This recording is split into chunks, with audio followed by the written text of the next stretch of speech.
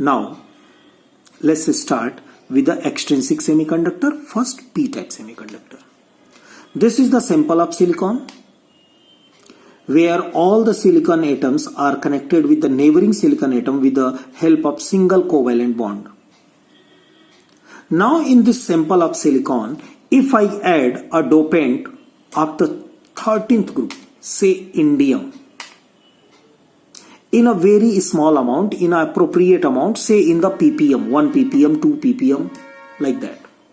So that indium atom will find a place in the lattice, just like this, in the lattice of the silicon. But what is the problem with the indium? That indium has 3 valence electrons only.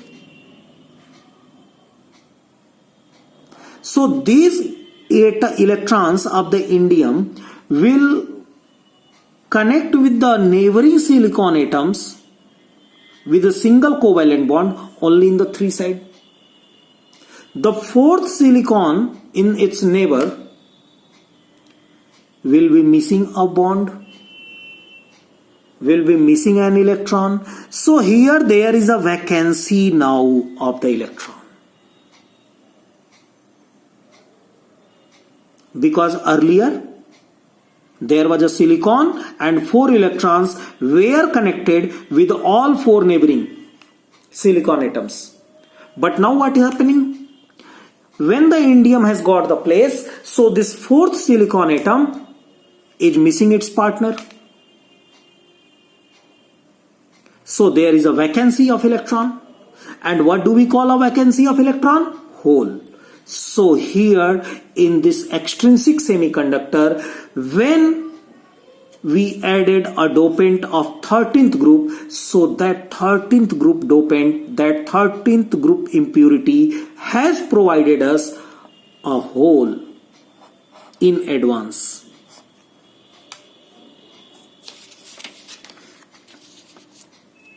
So suppose that if large amount of the silicon sample is there,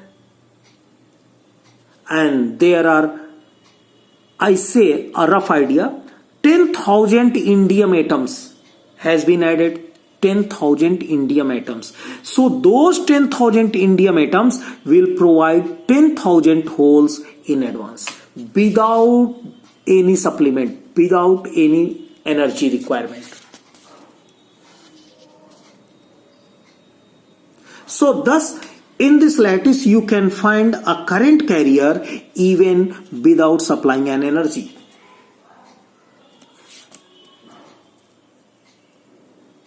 So hole is there. Now if on the basis of band theory, if we discuss, let's make a band. So this is the valence band of silicon. Sample silicon you have taken, so this is the valence band, and this is the conduction band of the silicon.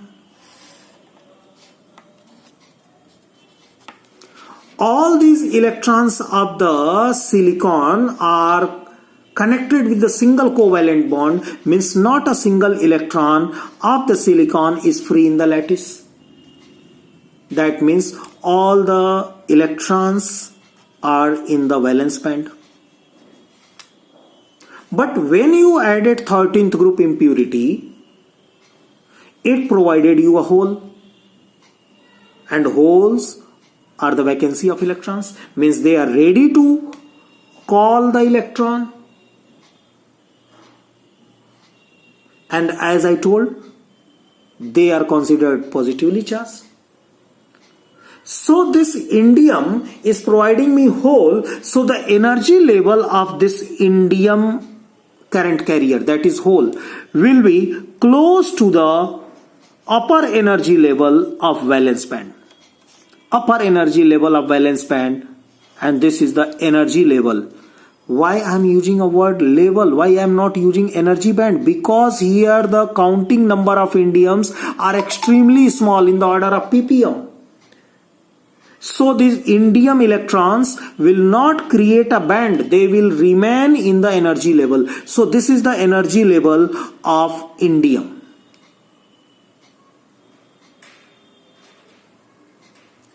And what indium is providing you? Indium is providing you holes.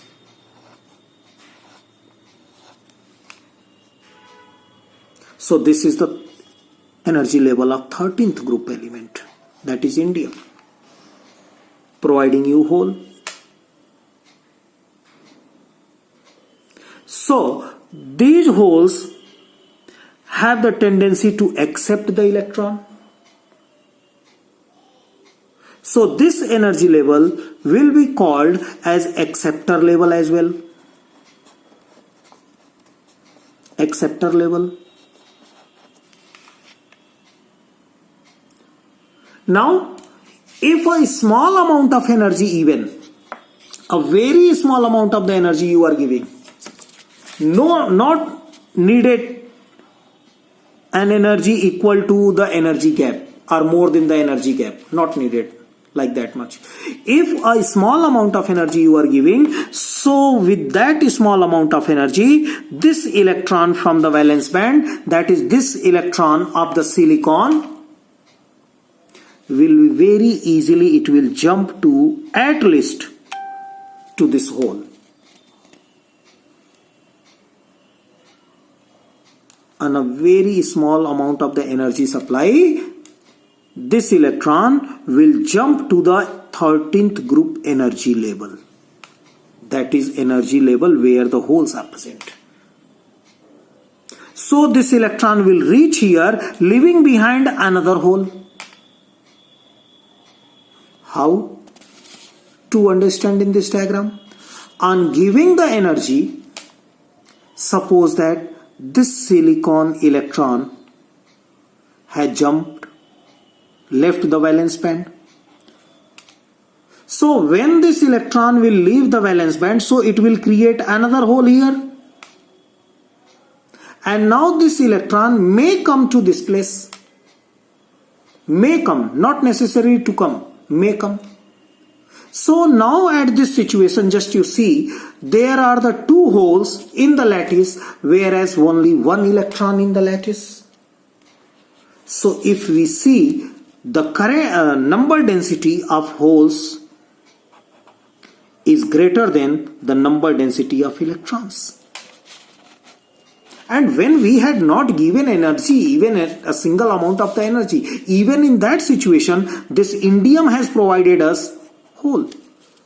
So every time in this type of the doping, in this type of the semiconductor, number density of holes will be greater.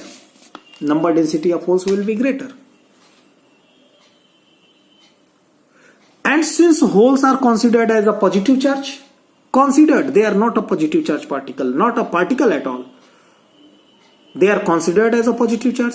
That's why this type of semiconductor is called P-type semiconductor. This type of semiconductor is called P-type semiconductor.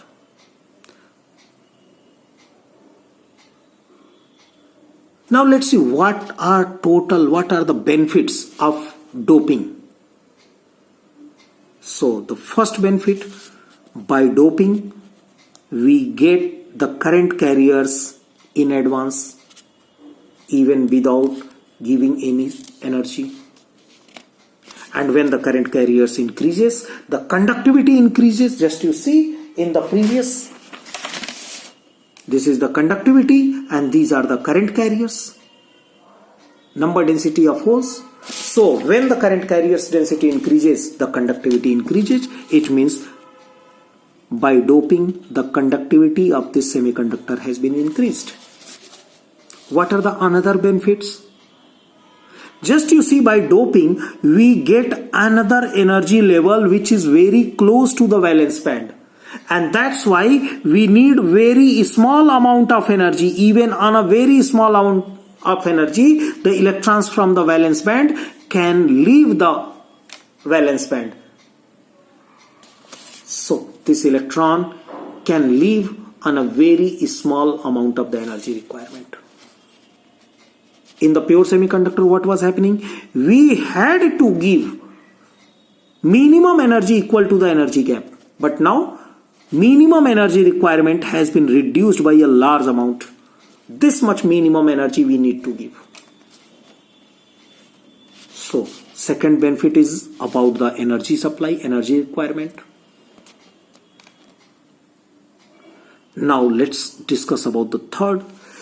Suppose that this electron, by getting this energy, has jumped from the valence band, and now this electron is free there in the lattice and creating a vacancy behind. Suppose this electron has occupied this space, means in the indium the 3 electrons were there, and now because of your energy supply, this electron of the silicon has reached here, making a covalent bond with the neighboring silicon. So this indium overall has received 1 electron from silicon atom. And by doing so, this indium now has been converted, just to see 1 more extra electron, this indium has been converted into the negative core. I will not say negative ion, I will say negative core. Now, if such thing happens that the indium receives the electron from anywhere, so this indium will have total 4 electrons in the counting. 1 more electron, then its normal value.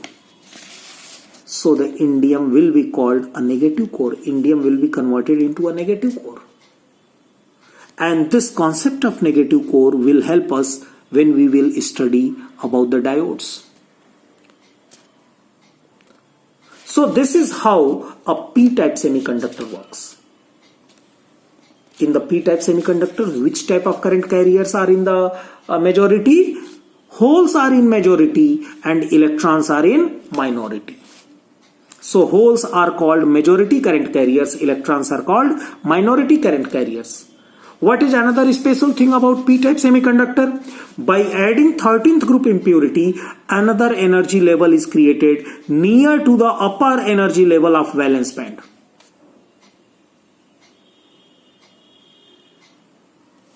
And because of that, the energy requirement become very small. Very small energy can excite this electron to go in the holes. Now let's see N-type semiconductor. This is another type of the extrinsic semiconductor, N-type semiconductor.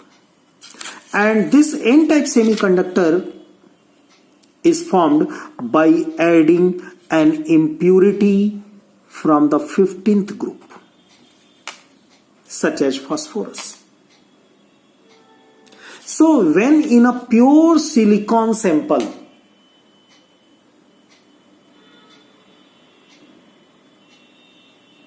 we add impurity from the 15th group in appropriate amount. Similarly, such as in ppm. So this phosphorus, this impurity atom will find a place in the lattice. Now all the neighboring silicon atoms are connected with a single covalent bond, like this, just you see. And here earlier was a silicon, so this silicon was also connected with these silicon with a single atom, single covalent bond. But when a phosphorus atom come into the lattice, so what happens? Phosphorus has 5 valence electrons. So out of 5, 4 valence electron has formed a bond with the neighboring silicon atoms. These are the bonds with the neighboring silicon atom. But 1 electron of the phosphorus remains isolated. This electron has not found any partner to form any bond. But this electron is where? This electron in the valence orbit of the phosphorus.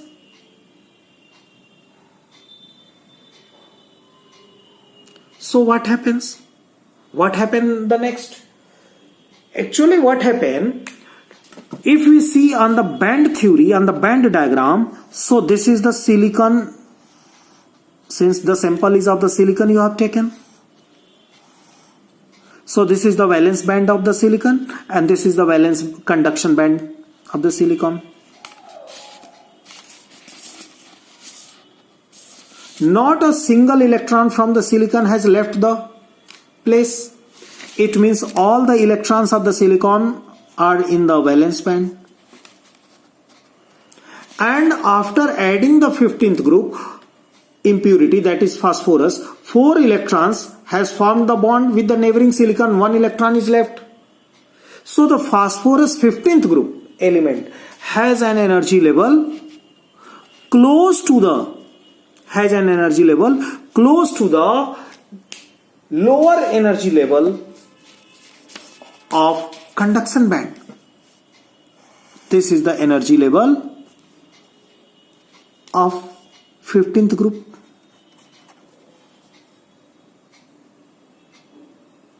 Close to the lower energy level of conduction band. And this 15th group is having 1 electron unbonded, किसी के साथ bonding नहीं हुई है इस 5वें electron की.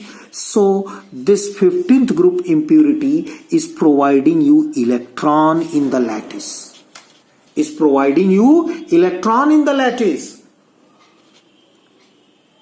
Which is unbonded. So just you see these electrons are from the 15th group.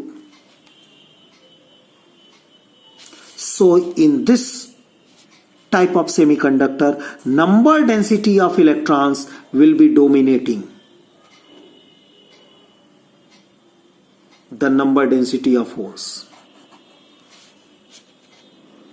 Now suppose if some energy is given, some energy. So what will happen? This energy will be absorbed by the electrons of the silicon, as well as this energy will be absorbed by the electron of phosphorus. Which one is the 5th one? So this electron of silicon in the valence band will absorb that energy, as well as these electrons of the phosphorus will also. So what will happen? By receiving this energy, since these electrons are very much close to the conduction band, they will jump to the conduction band. But that small amount of energy, when absorbed by the electrons of valence band, they will not be able, or they may not be able to reach the conduction band, because there is a large energy gap. These electrons need large amount of energy, whereas these electrons need very small amount of the energy. Now again, just you see energy concern. A very small amount of the energy is needed. So not these electrons, not the electrons of the silicon, this electron of the phosphorus will jump to the conduction band, higher energy band, and this electron will be free.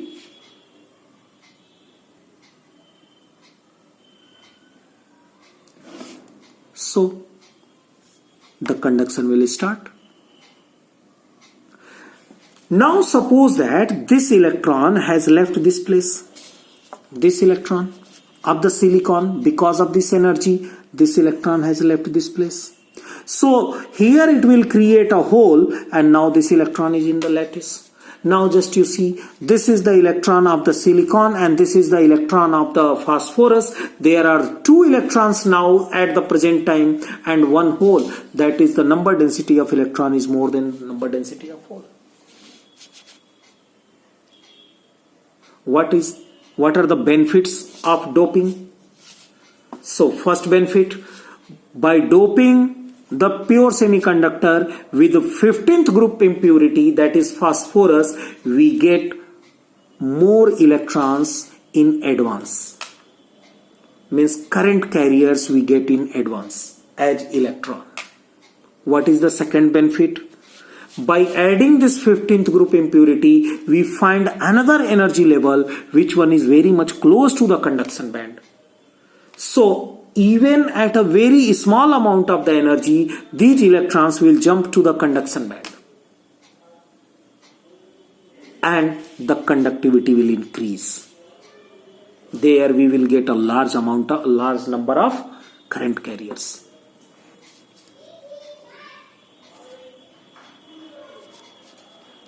What will happen if this electron, just you see, this is the electron of phosphorus, now has jumped to this place. So what will happen? This one electron has jumped to the conduction band, means higher energy band. This electron has received energy, so its energy increases and now it is at the conduction band energy level. Here it is. So what will happen? Now this phosphorus will have only 4 electrons, because one electron has been moved to the conduction band, has been moved with the high energy. तो high energy जिसकी हो जाती है वो कभी भी स्थिर नहीं रहता है, ठीक ना. So overall now what happens with this phosphorus, means 15th group dopant, क्या हुआ? Now this 15th group dopant is lacking its own one electron.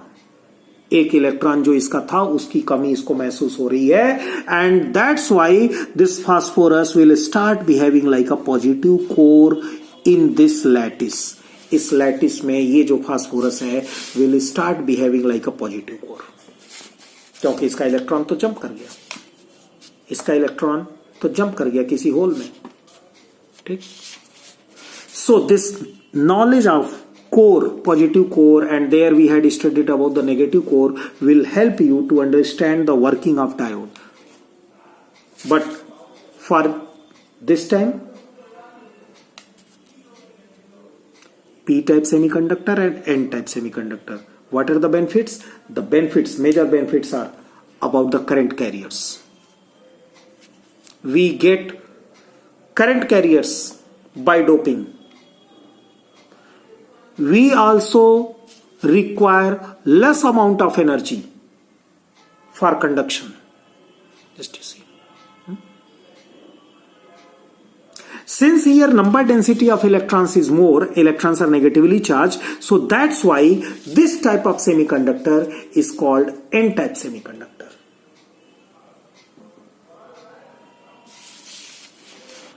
So this is what, and this is how a semiconductor works.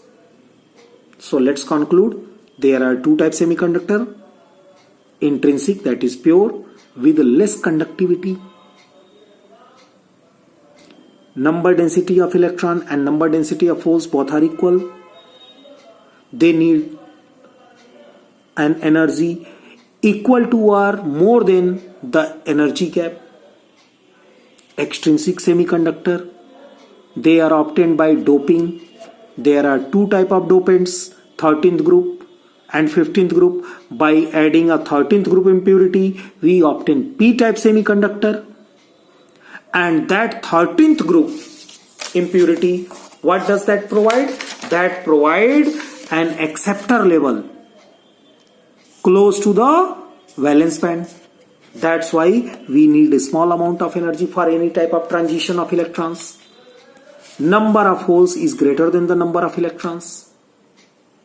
And in n-type semiconductor, we add 15th group impurity, for example phosphorus, that provide us electron and an energy level which is close to the conduction band. And since this energy level is providing the electron, so this energy level is also called donor level. Donor level. What is the benefit? We get the more current carriers, number of electrons more than the number of holes. As much phosphorus will be there, that much electrons will be there in advance. A small amount of energy is required for the electrons. At least this electron of phosphorus will be very easily jumping to the conduction band. and start the conduction. So these are few points. So note down the difference between extrinsic semiconductor and intrinsic semiconductor. Note down the differences between p-type semiconductor and n-type semiconductor. And then in the next video, we will start discussion about the diodes. By then, keep study and keep going. Thank you.